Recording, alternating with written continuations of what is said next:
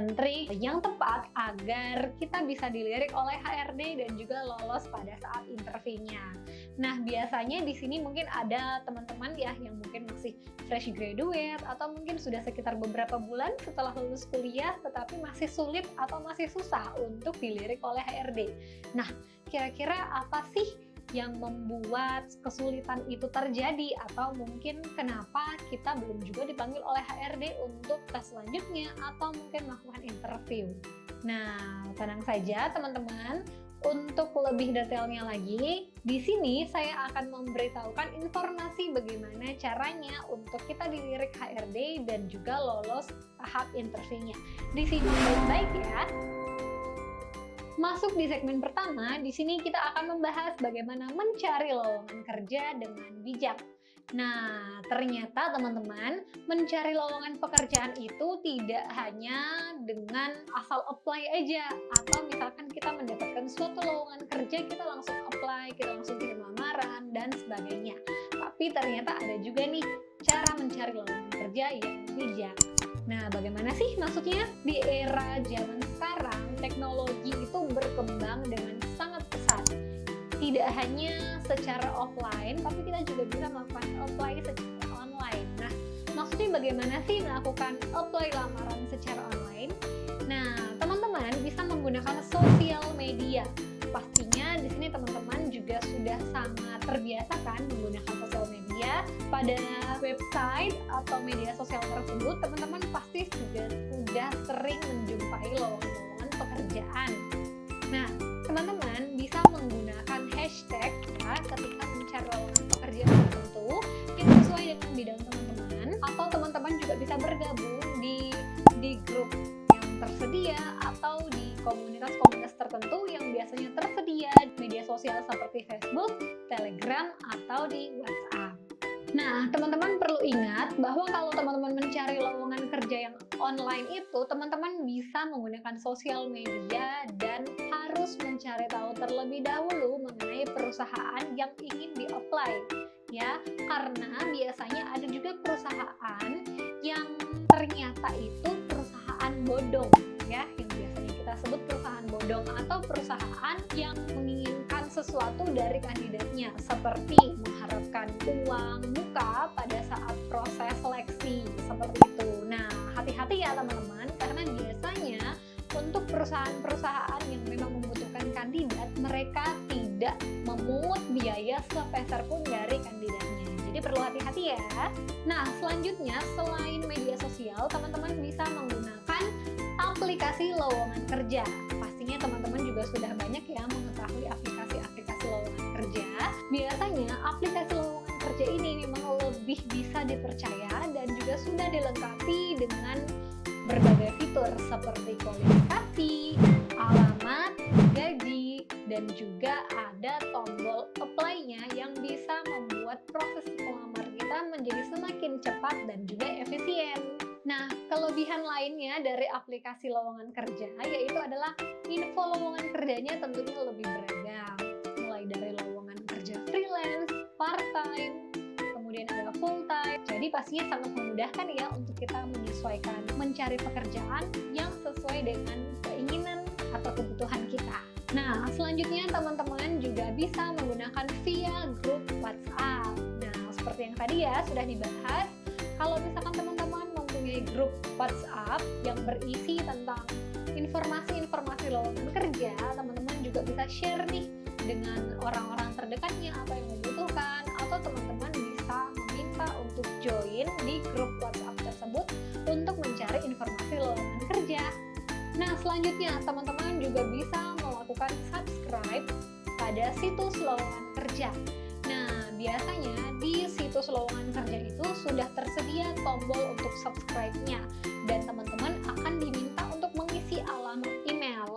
Nah, manfaatnya apa? Manfaatnya nanti kalau misalkan ada lowongan kerja yang sesuai dengan minat atau kebutuhan teman-teman, itu nanti dari situs lowongan kerjanya akan secara otomatis menginformasikan atau mengirimkan notifikasi kepada teman-teman kalau ada lowongan kerja yang tersedia sesuai dengan keinginan teman-teman.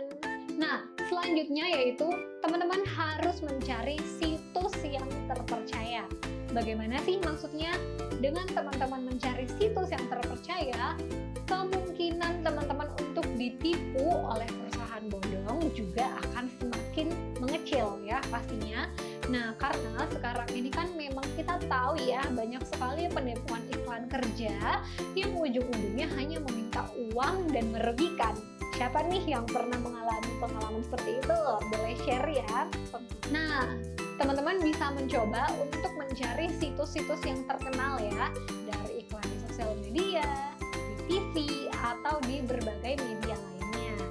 Teman-teman juga harus berhati-hati kalau misalkan ada situs yang muncul yang kurang terkenal ya, karena rata-rata situs-situs yang kurang terkenal itu biasanya memberikan informasi yang palsu.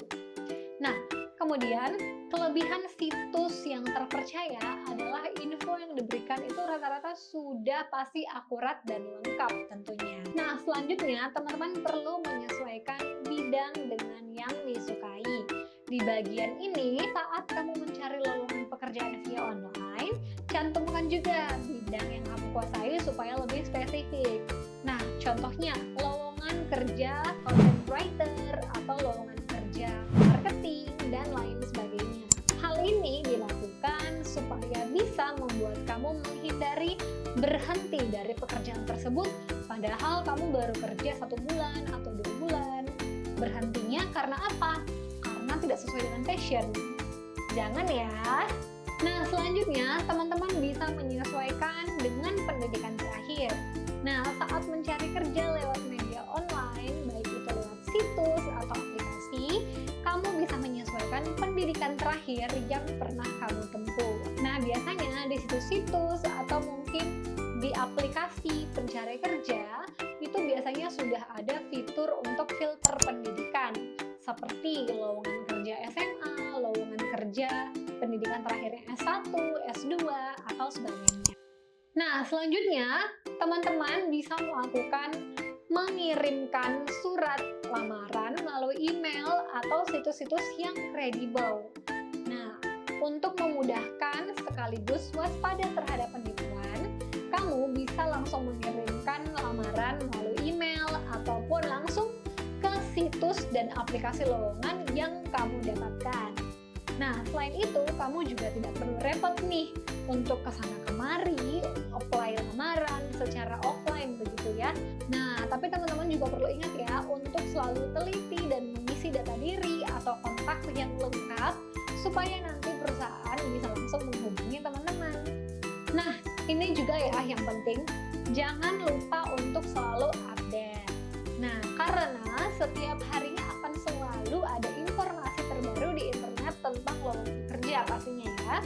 Jadi, lebih baik teman-teman harus sering-sering buka website yang membahas tentang lowongan kerja. Dalam satu waktu, teman-teman juga bisa memilih atau memasukkan lamaran ke beberapa perusahaan. Nah, hal ini dilakukan supaya apabila di satu perusahaan teman-teman ternyata tidak lolos, teman-teman masih memiliki harapan di perusahaan-perusahaan lain. Nah, ini juga yang tidak kalah pentingnya dari poin-poin sebelumnya yang kita bahas, yaitu buat CV semenarik mungkin. Nah, biasanya kalau kamu mencari lowongan kerja via online, cara melamar kerjanya pun pastinya dengan via online ya. Kita mengirimkan CV melalui email atau kita kirimkan langsung ke situsnya atau biasanya langsung kirimkan ke WhatsApp. Karena kita tidak bisa mempromosikan diri secara langsung, maka sangat penting untuk memperkenalkan diri kita sebaik mungkin, sesingkat tapi jelas, dan juga semenarik mungkin yang dirangkum dalam satu kurikulum. Nah, bagaimana sih caranya untuk membuat CV yang benar ya, dan juga bisa menarik perhatian HRD? Tetap disimak dulu ya untuk segmen-segmennya, karena kita akan mempelajari lebih banyak lagi, lebih detail lagi mengenai tips dan trik dari HRD. Nah, kalau teman-teman masih bingung, saya sudah melakukan mencari lowongan pekerjaan yang bijak, yang mungkin beberapa poin sudah dijelaskan tadi itu sudah sesuai. Tapi kenapa sih saya masih belum juga mendapatkan panggilan tes atau mendapatkan panggilan interview? Mungkin ada beberapa strategi yang akan saya bagikan kepada teman-teman, yang mana strategi ini diharapkan dapat mempercepat peluang teman-teman untuk mendapatkan pekerjaan baru. Disimak baik-baik ya. Nah, yang pertama, teman-teman bisa mencari lowongan kerja yang sesuai dengan minat. Pengusaha nyentrik asal Indonesia, Bob Sadino, pernah berkata bahwa pekerjaan yang enak itu adalah hobi yang dibayar. Nah, bekerja pada hal atau bidang yang disukai tentunya akan membawa kepuasan bagi diri sendiri dan juga perusahaan. Teman-teman bisa mencari lowongan pekerjaan yang memang sesuai dengan minat atau hobi agar bila diterima tidak ada beban yang dirasakan ya setelah menerima pekerjaan tersebut. Nah, minat atau hobi yang sesuai dengan pekerjaan yang akan digeluti biasanya akan membantu pekerja supaya lebih produktif dalam menghasilkan sesuatu. Tidak hanya itu, bisa juga kualitas yang dihasilkan itu lebih baik dibandingkan dengan pekerjaan yang tidak sesuai dengan minat atau passion kita. Tapi, tidak ada salahnya kalau teman-teman mau mempertimbangkan opsi lain yang mendekati dengan bidang kesukaanmu. Nah, atau mungkin dengan industri lainnya yang punya peluang karir yang baik. Nah, jadi teman-teman jangan terlalu strict atau terlalu kaku begitu ya, berpatok pada satu pekerjaan. Dengan begitu, akan memperluas peluang dan juga kesempatanmu diterima bekerja. Nah, strategi selanjutnya, teman-teman bisa melatih soft skill. Nah, dalam pekerjaan tertentu, tidak jarang soft skill ini akan lebih dibutuhkan ya, dibandingkan dengan hard skill. Nah, soft skill yang harus dimiliki oleh setiap pelamar begitu ya, yang pastinya adalah kemampuan komunikasi atau interpersonal yang baik, kecerdasan sosial, dan juga emosional.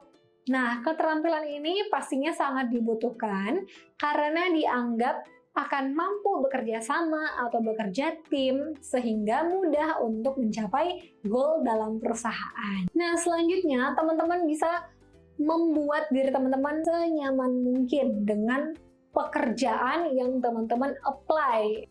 Hal ini menjadi penting sebab harus ada rasa nyaman ya setelah kita mengirimkan lamaran. Nah, perlu diingat teman-teman juga harus selektif dalam memilih pekerjaan. Teman-teman harus meyakini bahwa perusahaan yang teman-teman pilih itu juga ternyata bisa memberikan keuntungan kok untuk diri teman-teman sendiri.